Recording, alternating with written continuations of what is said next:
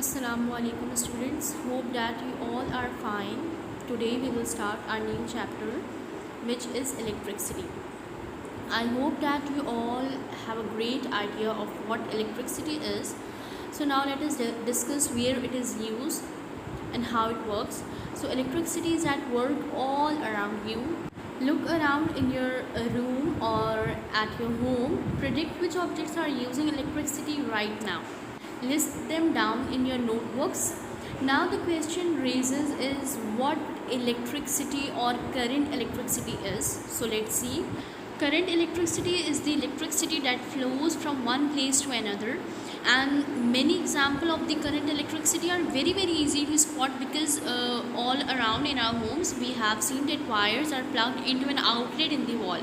As we all know that in our homes we have the main switchboard from which the electricity flows to our rooms, our kitchen, washroom and so on. Now here we have some example of current electricity, and these are the objects which must need to be plugged into an electric outlets to work or charge, otherwise we are unable to use them. And one of the most common use of such object is your cell phone, mobiles, AC, which are using nowadays all the time due to the high heat stroke or summer season. So here in the picture you can see the example of other object as well which must need to be plugged into an electric outlets. Now let us study about the electric charges. So electric charges are the amount of positive or negative electricity in an object. Now as we all know that we have two charges, positive and negative. So always the positively charged particle attract the negative one and the negative will attract the positive one.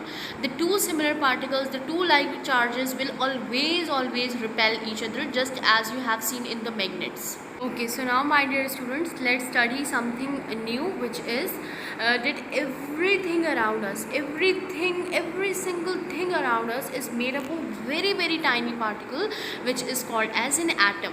So now this atom is sometimes very difficult to understand because it involves the proton, neutron and electron, which are so tiny, very small, and we cannot see with our eyes. So now let's study about the electron. So electron is the very small particles, and this electron carries the negative charge. Now this electron travels around the nucleus, which is the center of an atom, around the nucleus of an atom, and we have over millions of atom even on the head of the pin, a single pin. Now let's see how electricity flows. So electricity always flows in a circuit. So this circuit is a closed path that allows the flow of an electricity. Even you can make a simple circuit in your homes as well.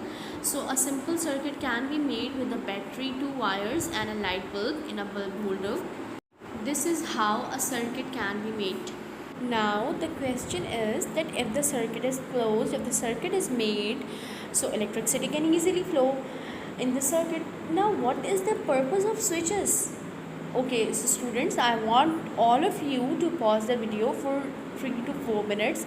Take out your notebooks and write down the purpose, the function of switch which you understand. Write it down and send me the picture of that paper as well. Okay, now let me tell you about the function and purpose of switches. So the switch is a device that opens and closes a circuit. A light switch is a part of a circuit.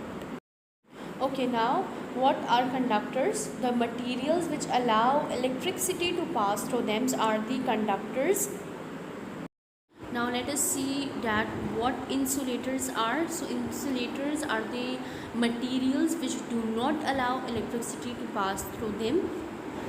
So now your task is you have to list down 5 materials which are insulators and 5 materials which are conductors. Okay, so the examples of electricity can be found very easily everywhere, wherever you look. So now your task is you have to identify it at your home and list it down in your notebooks. I hope so the chapter will be very easy for you. So now my dear students, if you have any query left or any question in your mind, you may ask me later or you may ask me through your WhatsApp group. जज़ाकुमुल्लाहु खैरन। अल्लाह हाफ़िज़।